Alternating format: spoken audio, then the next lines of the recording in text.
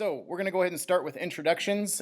My name is Josh Essery. I'm the technology facilitator at South Belton Middle School. We're all from South Belton, so we'll just go ahead and forego that part of our introductions.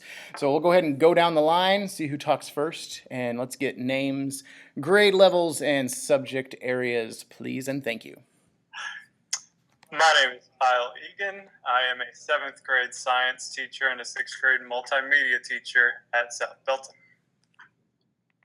I'm Angela Schrader. I am 7th grade science, 8th grade science here at South Belton Middle School.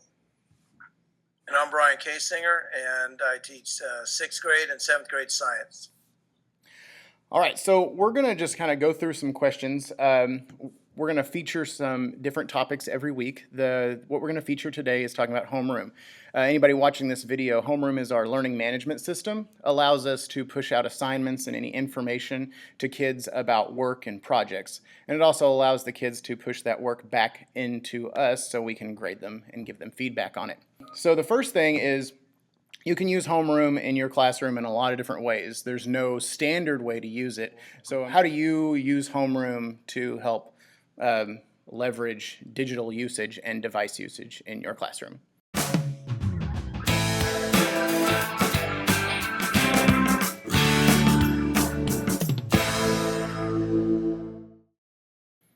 Go first, whoever wants to. So I use homeroom mostly as an alternative to passing out papers, to having to make a lot of copies. You can post notes on homeroom and have your students download it in whatever app you want them to download it in. And once they download it, they have it. So it saves on, hey, teacher, I lost my paper. Hey, I don't have this anymore. And if they ever forget how to do something, if we're working on a big project, they can always go back on the homeroom back in the week and re-download it if they need to. Awesome. Go ahead. Awkward. Good. I was just going to add to his. I use homeroom, yes, for note taking, so I'm not printing off. And sometimes I tend to go a little fast on my notes, so students can't keep up. So sometimes I'll put it into homeroom so that they can play it and kind of either follow along with me, or they can download it to take home and use at home. I personalize my homeroom, though, with making it more of a letter format. So since I'm science, I say, Dear Scientist.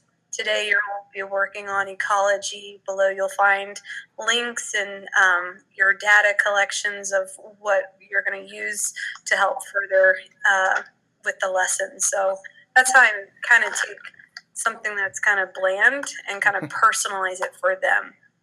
That's cool. Yeah, Kate, that's what I do. All right.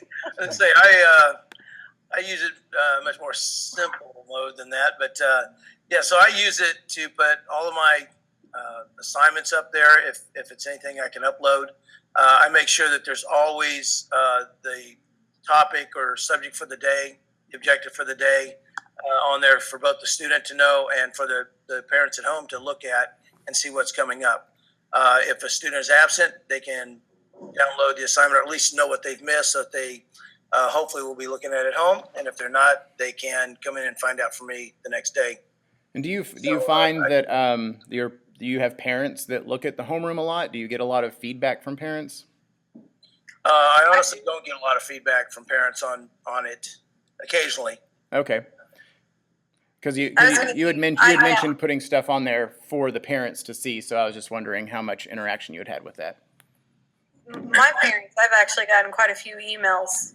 I actually had an email where the parent was like, you haven't posted anything in homeroom for like a day or two, so I was curious, what are y'all doing in science? So parents are using it, and it is a reference to kind of see where their child is at and see what we're doing here at South Belton. So okay, that's embarrassing.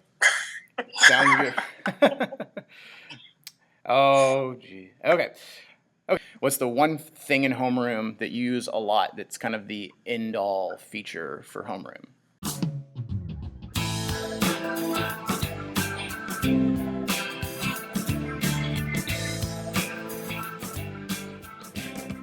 To be honest, I would say the dashboard, as simple and basic as that is, the dashboard is where the students can get on homeroom and they can see every day of the week, they can see what their teachers have posted on there.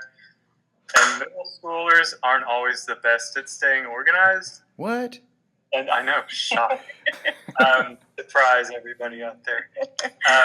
But as long as we don't overload them with 100 different assignments on a day in homeroom, it's a really easy way for them to just see, okay, on Monday, this is what we're doing. Tuesday, we're doing this. Wednesday, I have a test in this class, so I need to look at that.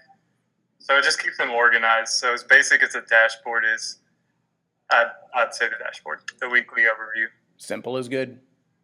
That was a good one you took. Darn it. Thank you. You can I like to repeat. talk first so that nobody can steal my good answers. You can repeat answers. It's okay. I was gonna say, I think one of my favorite would be the quizzes. Although the new format I don't quite understand, it's very nice. I like it because it's given us a graphic, so it shows us exactly the percentage that the students chose for this answer, and this answer. So that's nice. But I like the quizzes because it automatically grades it. No shame. No shame. We have lives too, guys. Yes. Yeah. I hear. So, yeah, I hear the quizzes. Hulk has a life too. Yep. Well, I like both the dashboard and the quizzes. I'm assuming the dashboard would say if they have the program. So I'm gonna say the quizzes. Although I've had a steep learning curve on those, trying to find out exactly what I can do with it. But it's handy. I've only had a few issues with it, but they've been working out any of the bugs on that. And I just need to know more about what I can do with it as far as putting videos and images and that type of thing in it. But it's very handy and it does great for you. So I love that feature. It's okay to say that you've had quite a few problems, Brian. It's okay because I would come back and say you're very patient with the problems, and we appreciate that. He's very patient with the problems when he emails you, Esther. I know. Store, it's a different story. I don't understand why all of a sudden we're taping this and he's being political about it. Okay, we're gonna jump a question. We're gonna go to the last question. So this is totally non-homeroom related.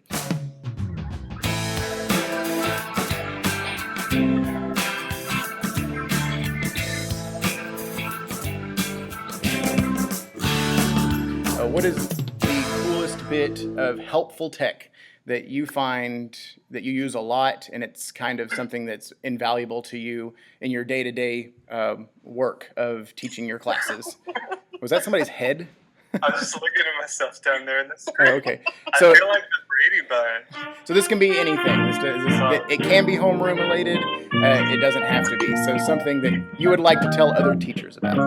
Okay, my favorite tech thing is Google Drive. Yeah. All of our students at a one-to-one school, all students have a Google Drive account, so they all have it. It saves all their assignments for them. You can link different apps on the iPad to it. So we have Good Notes on our iPads where they can take their own notes. You can link that to Google Drive. So if something happens to their iPad, if it gets wiped or something, they link it and it saves all the notes in there for them. So as long as they can log in with their account somewhere, they have all their work. So Google Drive is fine. Sounds good. Next. You go, Kasinger. Let's hear what you have to say, and then I'll go off of you. You're stalling. Well, yeah, Google Drive is great. So don't use it every day. I use Apollo and Homeroom the most out of all of our programs, to be honest. Though other great things out there, Kahoot, and a new one that I have just discovered through Mr. Esri, which is Quizzes. Quizzes. Quizzes. Angela is literally scratching her head. On homeroom. So if that works, that'll be a great thing because they can actually run that themselves at home. And then a piece of tech that I'm hoping we get for our school soon is Apple TV. That has been great for me because I can project to my projector. anything, from anywhere in the room with my computer or iPad. So Shameless plug. Yeah. Well, I would have to say the same with Google Drive. The fact that I've had quite a few students who are like, oh my gosh, my iPad was wiped clean and I lost my keynote or whatnot. But when they did it on Google Drive, it was already there. I'm actually pretty impressed with all of the new apps that we have on our iPad for students this year. And it's giving a different way for our students to present material rather than just have a presentation on Keynote, which gets pretty old and boring after a while. So the fact that they can create either a cartoon or a movie, a trailer of some sort, or even what was that picture one that they did and then they Photo speak. Yeah, that was a fun one. The creepy one. With Withering and Erosion, yeah, they put them into bubble maps. Oh, no, that was Poplet. Poplet. Oh, Poplet. Yeah. Poplet's not creepy. no. All right. Yeah. Well, that'll pretty much round out our conversation. So I appreciate everybody joining in and experimenting. So we'll sign off. Everybody wants to wave. That's good. And we'll say goodbye.